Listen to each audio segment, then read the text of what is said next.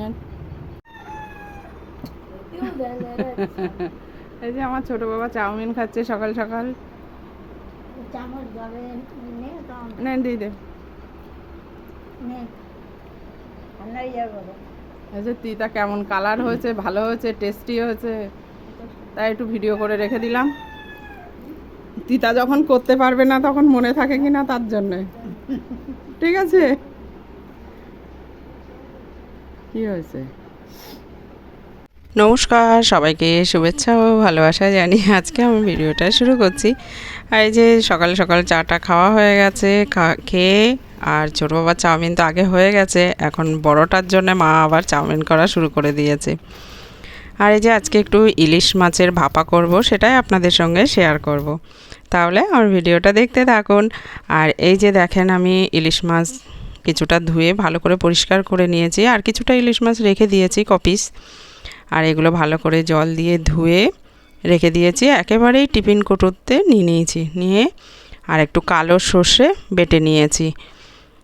ইলিশ মাছের রেসিপিটা আশা সবাই জানে, তা সত্ত্বেও আমি একটু আপনাদের সঙ্গে শেয়ার করলাম।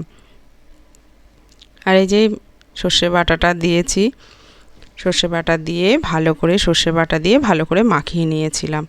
অন্যদিন আমি অন্য একটা দুধের ক্যানের ভিতরে দিই, তা আজকে ভাবলাম যে না, এটা একটা পাত্রে টিফিন কৌটোর মধ্যে দিই। টিফিন কৌটোর মধ্যে দিলে কি হয়, বেশ ভালো হয় আর কি, তাড়াতাড়ি হয়ে যায়, আর মাছগুলো তুলতেও সুবিধা হয়।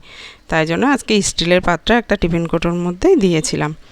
আর মাছগুলো সত্যি ভাপাটা যে এত সুন্দর খেতে হয়েছিল না, দারুণ লেগেছিল। আর মাছটা সত্যি খুব সুন্দর, মাছটা এত ভালো মাছটায় সুন্দর না হলে রান্না যতই ভালো রান্না করা হয় না কেন, অত টেস্টি হয়।